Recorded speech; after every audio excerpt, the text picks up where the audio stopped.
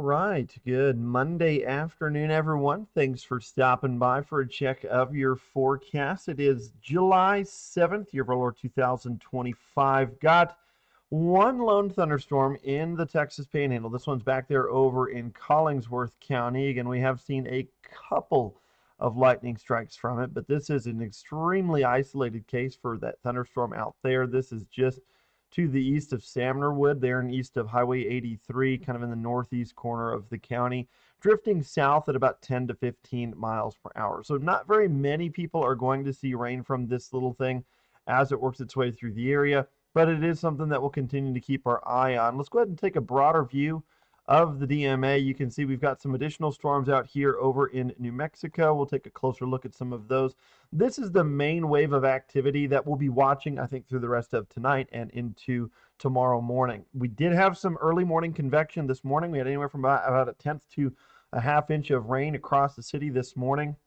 Most of us kind of around that quarter-inch range, but with some nice rainfall. We did have a severe warning storm this morning that did cause a little bit of damage over in Wheeler County, mostly due to some straight-line winds. Expecting similar situations for tonight. Storms will be a little spicy in the afternoon and evening hours, and even tonight we couldn't rule out some severe wind gusts around that 70-mile range. So just something to keep an eye on, but currently these are out of the viewing area. They are very isolated and for the most part below severe limits, but we'll probably start seeing some stronger cells as we get a bit further into this afternoon. Let's go ahead and take a look outside at our sky cam there in Dumas. You can see some fair weather cumulus clouds, or at least a cumulus field starting to billow up. You can see that tiny little thunderstorm way out there over in Collingsworth County. Right now, though, very quiet conditions across the panhandles.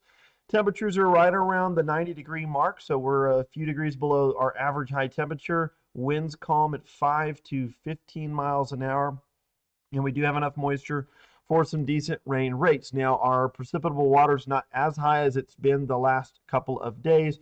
That's something that led to a lot of that catastrophic flooding down there in the hill country. Still dealing with some catastrophic flooding down there, at least on a very localized level with all the rain that they're still seeing today, unfortunately. But we will eventually see this transition to where we have more of a northwest flow, and hopefully they start to see some drier weather down there in that side of the state. The outlook for today is a marginal risk. A lot of the severe weather should be back up into Kansas, Nebraska, and eastern Colorado. Really from about 5 o'clock until midnight tonight is going to be the main window between for that severe thunderstorm warning that we may get on some of these isolated thunderstorms. Winds to 70 miles an hour will be the biggest concern.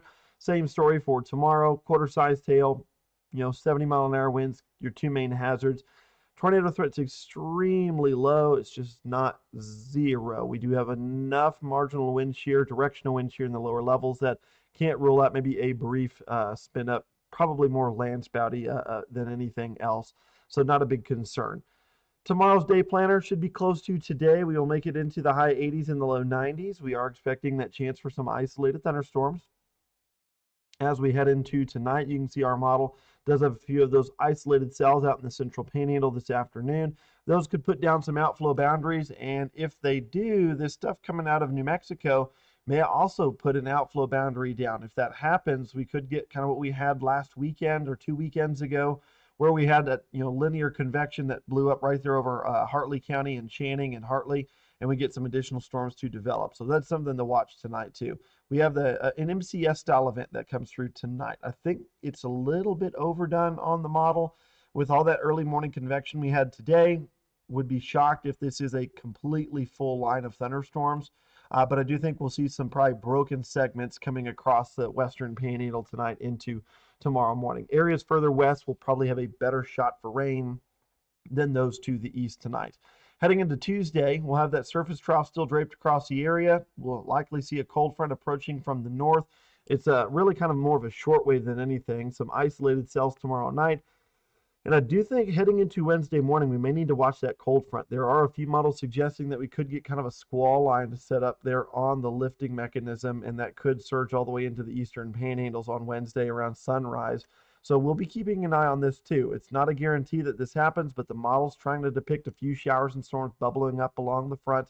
So we will watch that for the middle portion of the week. But the northwest flow continues really for the rest of the week. Now that ridge does start to retreat back to the west a bit heading into the weekend. And then we do get this trough to ride over the top of the ridge down in the desert southwest. So we will get a cold front to eventually surge south.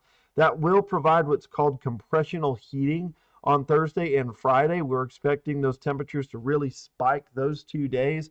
We may actually get to around 100 degrees in the afternoon. That's one thing we've been tracking through this summer, is if Amarillo is going to get there. We've been very wet in the first half of this summer, and that moisture has kind of helped keep us below the triple digit numbers, even though a few of us have seen 1 or 2 triple digit days out there. I do think that there's going to be a pretty good chance in the dark orange for us to see some triple digits at least sprinkled in down in the bottom of the Canadian River Valley, Borger, Perryton, Guyman. Some of these areas are going to get real close to that century mark, so it's kind of a flip of the coin chance on if you're going to get there. Amarillo, we've got at 99, Borger as well as Guyman. So those are kind of those areas that we think are going to flirt with the triple digits on Thursday. And we might even do this again on Friday before that next cold front gets here. So that is another thing to keep in mind. If you work outside, if you plan on being outside by the second half of the week, you may want to do those outdoor chores earlier in the day rather than the peak of daytime heating, just because it may get a little hot out there that you'll need to pace yourself, drink plenty of water to stay hydrated, and take those frequent breaks.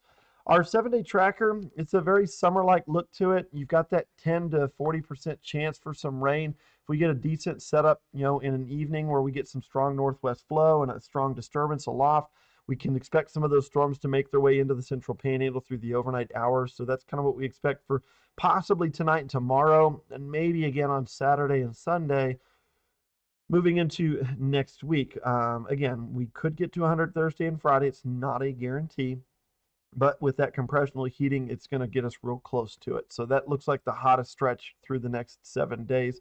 The long-range forecast really kind of suggesting that Bermuda high over in the Atlantic is going to stay set up right over or around Bermuda. That's going to continue to pump some of that low-level moisture from the Gulf and the Atlantic and down closer to the equator all the way up into the Gulf, which eventually translates to us getting some moisture advection as well. And if that continues, then we'll have the moisture in place should we get that northwest flow to hang around for another week or two.